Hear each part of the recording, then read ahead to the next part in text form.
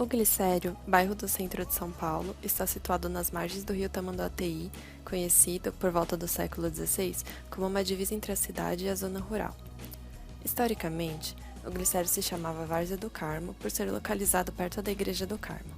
O bairro servia de parada para os tropeiros e viajantes, como fonte de abastecimento e alimentação. A partir de meados de 1867, o bairro teve uma pequena urbanização devido à chegada de ferrovias, fábricas e pequenas vilas. O Glicério ainda contou com uma forte imigração de japoneses, o que perdurou por aproximadamente décadas. Em 1963, houve também imigração coreana, dando as características conhecidas da Liberdade e Glicério. O bairro é composto por uma população de baixa renda, cortiços, vilas degradadas e uma certa violência no local. Hoje, há projetos de revitalizações em todo o bairro, na intenção de explorar os pontos fortes deste e, consequentemente, trazer condições melhores de vida para toda a população que ali reside. O limite de análise abrange a Baixada do Glicério e parte da Liberdade. O X vermelho marca o metrô da Liberdade para melhor localização. Em verde estão as áreas predominantemente comerciais, que se limitam nas extremidades do limite de análise, mais concentrados na Rua da Glória e Galvão Bueno. As áreas mistas, em laranja, já se espalham mais pelo bairro, onde há predominância do térreo comercial e residencial em cima. Por fim, a área predominantemente residencial, em rosa, pode ser observada em maior área após a Conselheiro Furtado, em direção ao Glicério.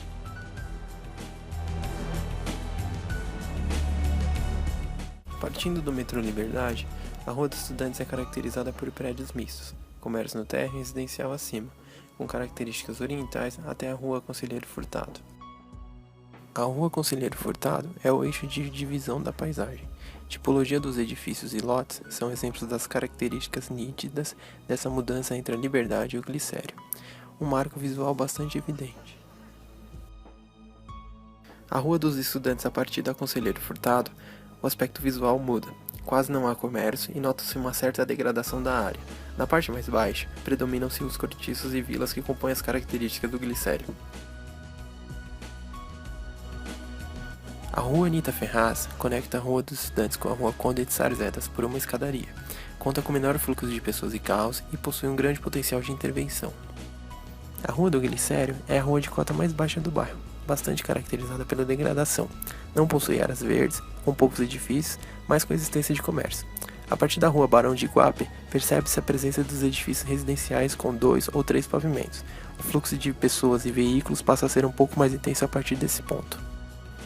A Rua Barão de Iguape liga em linha reta a Rua Teixeira Leite à Avenida Liberdade. Isso torna ela como uma das principais vias expressas do Glicério. É caracterizada por ser mais arborizada, contando com um eixo de transporte público.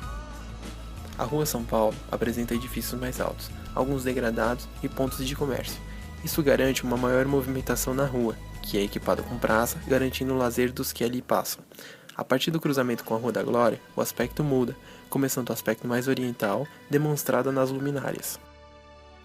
A Rua Sinimbu, travessa da Rua São Paulo, é caracterizada pelos seus diversos cortiços. É um local degradado onde poderia ser um bom local para intervenção.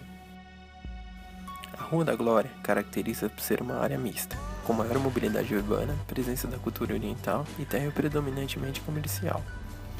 A Rua Pedro Severiano é caracterizada pelos edifícios habitacionais que moldam a paisagem urbana do local.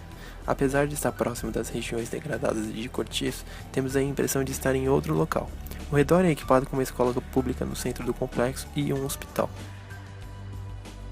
Para melhor visualização da topografia, o corte mostra desde o início da Rua São Paulo até a Rua Pedro Severiano.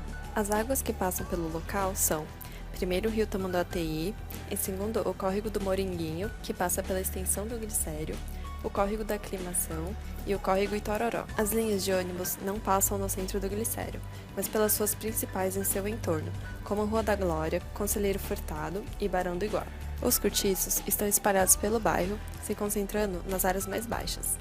Com lotes pequenos e ocupando todo o terreno, acabam deixando o bairro com um aspecto um pouco degradado.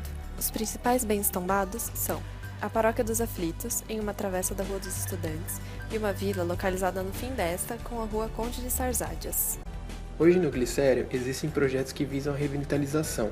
Com grandes áreas para intervenção, é possível investir na cultura, habitações sociais e diminuir a concentração de cortiços. Os projetos abordam também os moradores do local, mais precisamente as crianças, que precisam de um apoio maior. As atividades com eles envolvem alfabetização, introdução cultural e, no fim, descontração. Isso tudo para aliviar um pouco a vida difícil que eles levam e mostrar que existe um futuro melhor.